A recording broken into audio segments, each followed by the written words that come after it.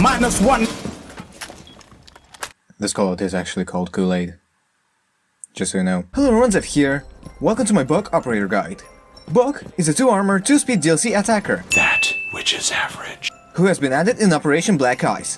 Along with Frost and Yacht. Bug's gadget, the Chronicle Key, is an underbarrel shotgun that Bug puts on his primary weapon, similar to how Nomad's air jab launcher works. It's exactly what it says on the tin, an underbarrel shotgun. Nothing special. But it has a certain quirk that no other shotgun has. It has significantly higher breaching potential, so high in fact, you can easily make a vaultable hole with a single shot of this thing. The fact that it's an underbarrel shotgun and not an object separate from the primary gun Buck is using means that you don't have to switch to a different item when using this thing, unlike some of Buck's contemporaries. You can make a ton of breaching holes with this thing, even on the floor and the ceiling, allowing you to play vertically very efficiently. It also functions as a regular shotgun in close-quarter combat, and even if you only use this thing for breaching, you will still be able to damage the enemy eardrums because of how fucking loud this thing is!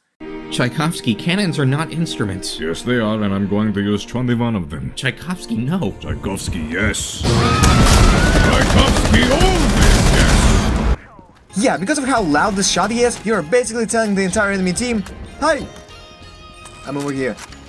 But catching attention isn't exactly bad per se, when you have some of the best weapons on attack.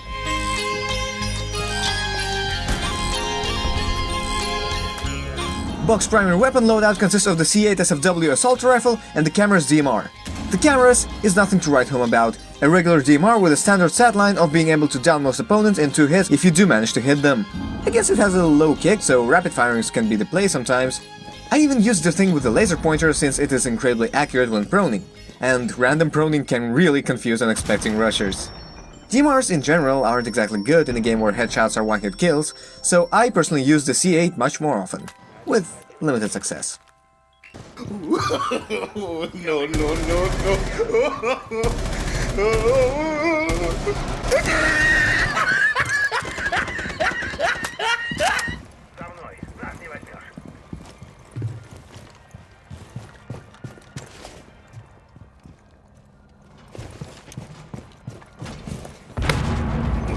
Voy a la playa, había subido la marea. The C8 is an amazing weapon if you can get the hang of it. Hell, some people even use the thing with an ACOG. Some people. I, unfortunately, am not one of those. People, I mean. I'm not human. The C8 has some of the highest rates of fire and DPSs in the game, but due to the fact that Buck cannot attach underbarrel attachments because his gadget is the underbarrel attachment, the recoil control is hella rough on this thing.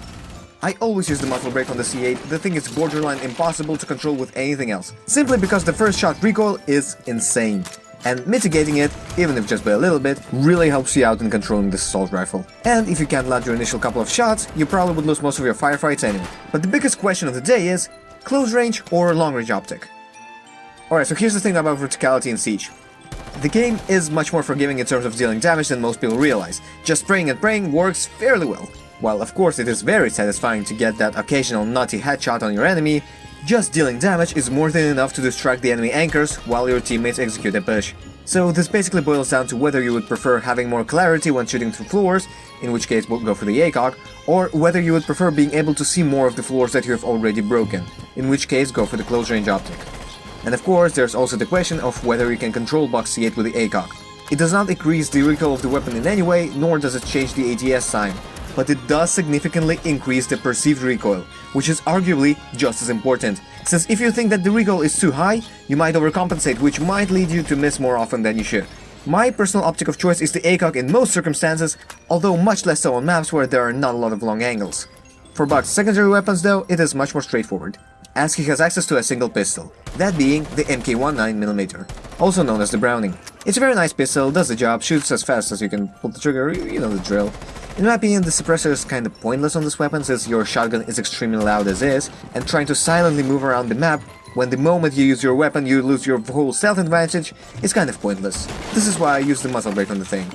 I would also recommend using the laser sight on Buck's primary weapons, because it actually affects the spread of your gadget. This, in turn, makes creating breach holes with the skeleton key significantly easier and more reliable. For his secondary gadgets, Buck has access to the frag grenades and the flashbangs. Not even a competition, frag grenades can secure kills, clear out gadgets, and allow you to instantly kill any unfortunate soul who doesn't know that you're about to throw a grenade on the floor right under them. Especially with the new shrapnel changes coming soon. And the fact that now everyone and their mother gets frag grenades is completely irrelevant and does not reduce their strength at all. They're still nutty.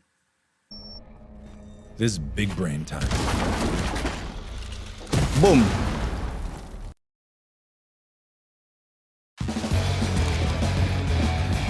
Alright, so let's look at all the soft breachers currently in the game. Ash, Xephy, Sledge, and Bug.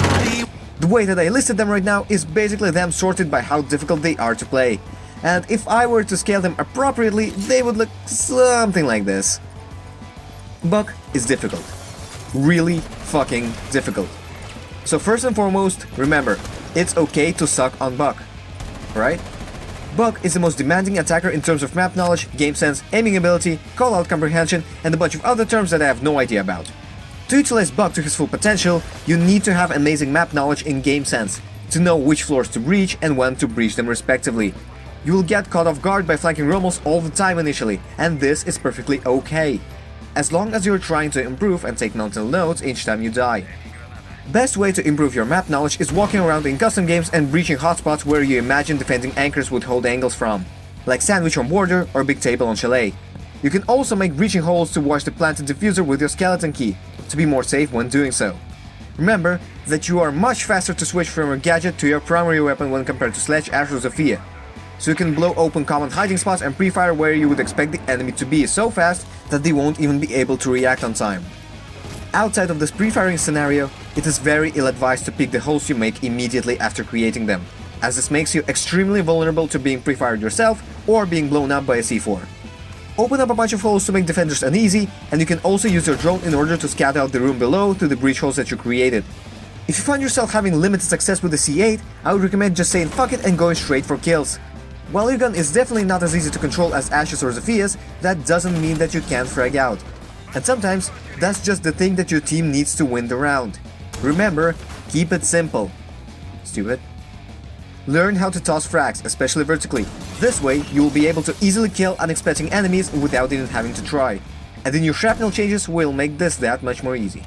Quick question. Buck with Finka, yay or nay? Screw that noise. Literally.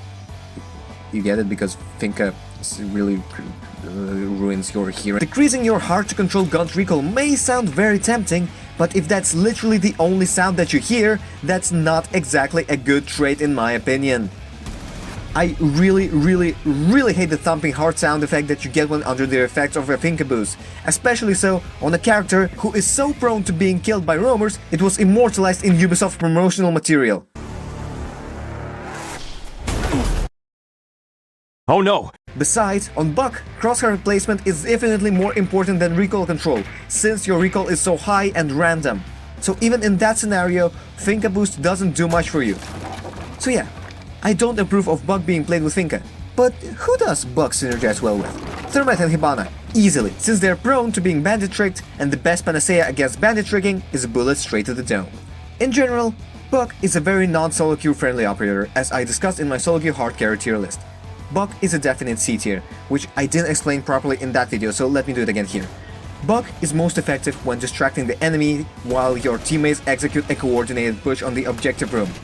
While he has great utility with his soft breaching gadget, even when not using it to play vertically, I do not personally believe that this makes him better or even on the same tier as Ash, Twitch, IQ or Hibana, who are all amazing fraggers with gadgets more useful than Bucks in solo queue, with weapons with much more easily controllable recoil. But if you still decide to play Buck in solo queue, there's a lot of things that he will teach you. Because of how high his skill ceiling is, you will learn tons of different aspects of the game significantly faster when playing as Buck, than if you were to play as any other operator. If Sledge is recommended to beginner players to easily learn the basics of the game, then Buck should be recommended to intermediate players to study the more nuanced aspects of the game and player behavior.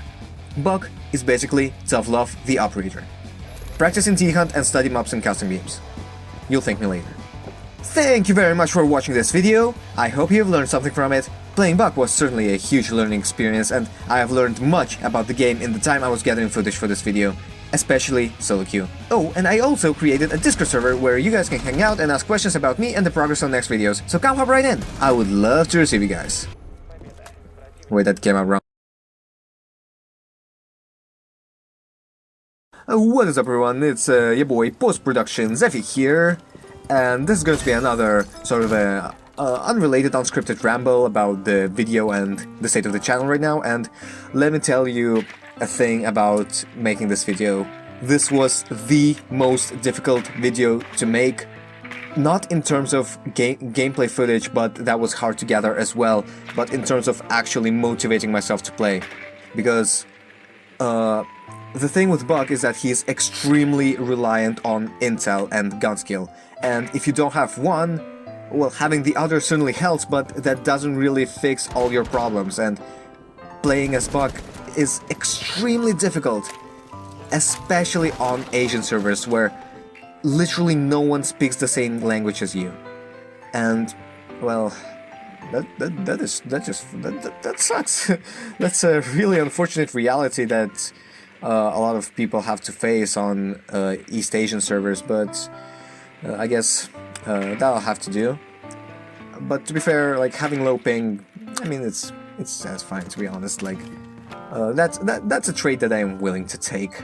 But yeah, making this video has been a really huge challenge to me in terms of, like, I knew that I had to put this video out there, but at the same time I also didn't want to force myself to do it. But what I found out is that when I wanted to wait for an inspiration to arrive to play to play Rainbow Six Siege, it just never came, because I knew I would have to pick Buck most of the time because I needed to get footage and actually learn him as a character. This is why my point about Buck being a tough love operator is so important. He will teach you how to play the game, and he will motivate you to become a better player. But please, if you have the possibility, play at least with a duo queue buddy. Seriously, I would take literally any shitter over having to play with randoms on Asian servers in solo queue. That's all. And the thing about the Discord server, yeah, hop right in, guys. I would love to chat with you. It's a very early stages right now, but oh, yo, whatever, you know. We'll go through this together. And I've also been thinking about streaming a bit in the future, and I am going to announce any future streams on my Discord server. So that's another reason for you to join it. And yeah, that's basically everything that I want to talk about. Buck sucks, solo queue sucks, my Discord is now open for everyone, and I'll probably start streaming very, very soon. And don't forget, communication is key. Good luck and have a nice day.